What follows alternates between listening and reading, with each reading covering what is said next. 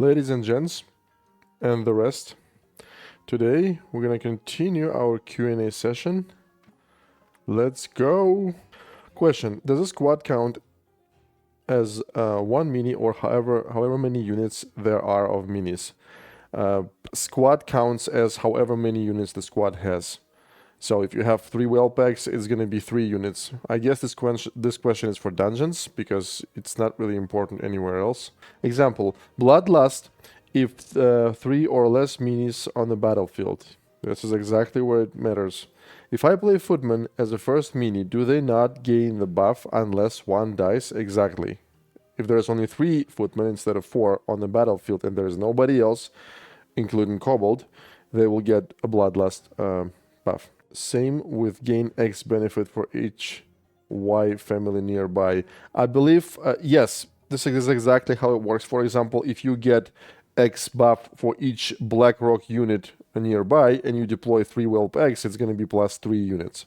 But I believe it has a hard cap. But I'm not sure, but don't think it's limitless. Don't think that if you have 10 units around, it's going to be buffed 10 times. I don't think so.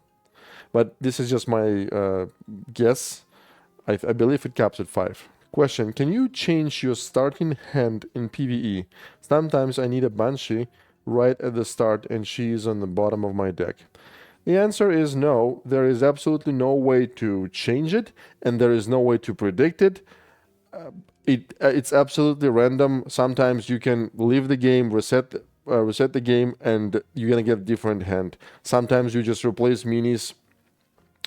You replace you put them on different slots, and starting hand changes.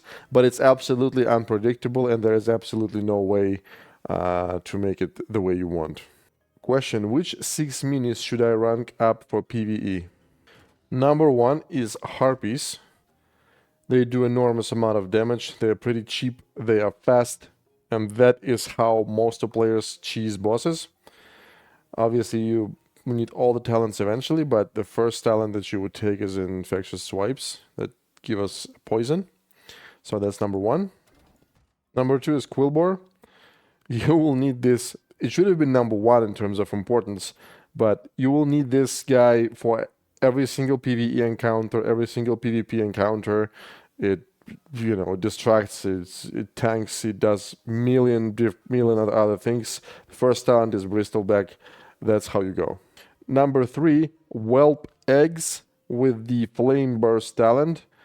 They do the exact same thing as Harpies, except they are unbound.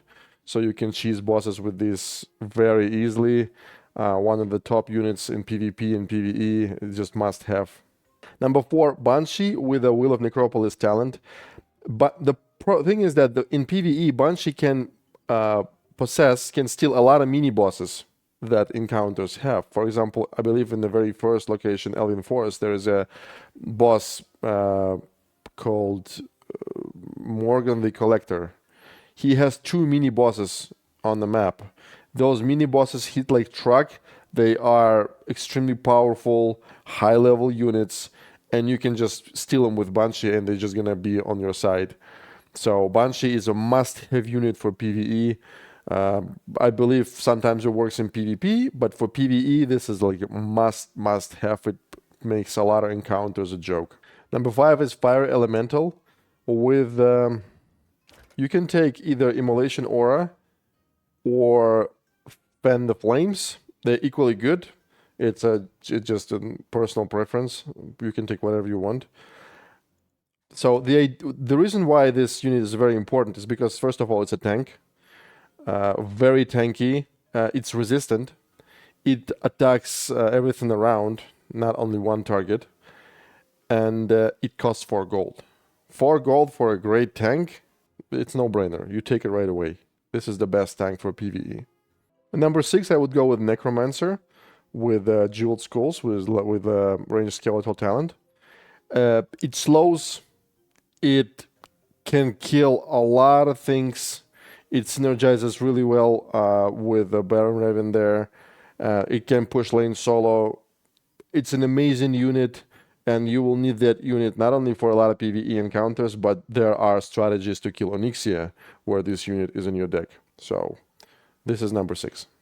Next question. When you pick a relic in the first dungeon, does the relic still work for the next dungeon? When you pick a relic, for example, let's pick a relic right now.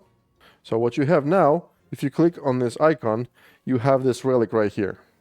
So before the first boss, you pick one relic, then you pick one relic before the second, and before the third. So these 3 relics all work during the dungeon run. But when you complete this dungeon and you go to a new one, you will see that these 3 things are going to be empty, and you will pick the first relic again. So you can kind of take a look at it yourself. If you click on this icon, you will see that these relics for each dungeon are going to be new. So the answer is no. The relics only work for the dungeon that you picked it for. What exactly does bloodlust do? Let's take a look. You can also take a look at it yourself. Ogre Magi has bloodlust talent. So what you do is you click up, you go here, right? Bloodlust. So all the traits are going to be explained here if you click on this I button. So it has bloodlust, so it will explain you what bloodlust is. Bloodlusted units gain plus 33 movement and attack speed. That's what bloodlust does. Next question. After getting all the minis to uncommon and talent, and what should I do next? Buy an experience?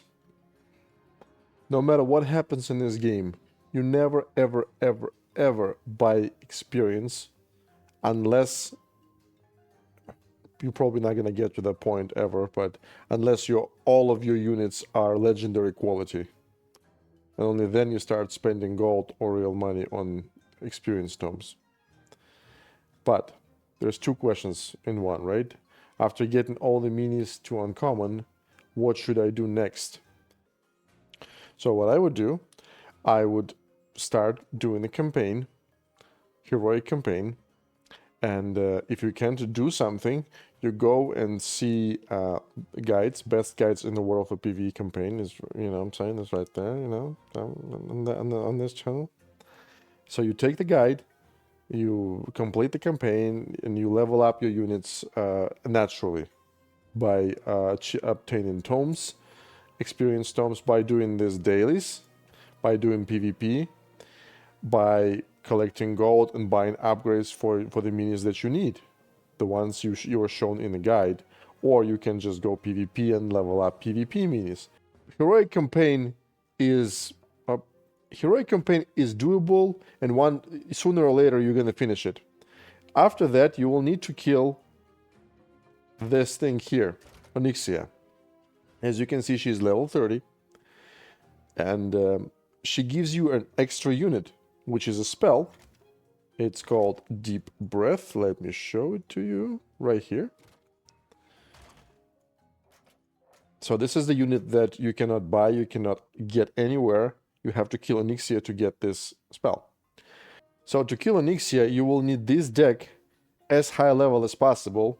No matter how you decide to go in this game, this is the best, cheapest, and the easiest way to kill Onyxia, and you will need this eventually. So if you don't know what to level or what to do, take care of these units. And the last question is, what talent for bandits?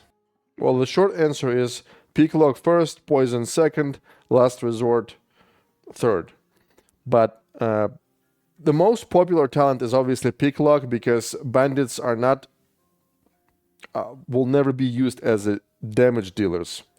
You know what I'm saying? They're usually used to stop, to reveal certain things, and you'll be able to get extra gold in a lot of PvE and PvP. So Picklock is number 1, because, like I said, gold chests are pretty much in every single PvE encounter, so you'll be getting extra gold. It's amazing. Poison, it sometimes helps in PvP, and Last Resort is also good for PvP. The problem is that Last Resort, one bandit stuns only one target, the target that he was hitting.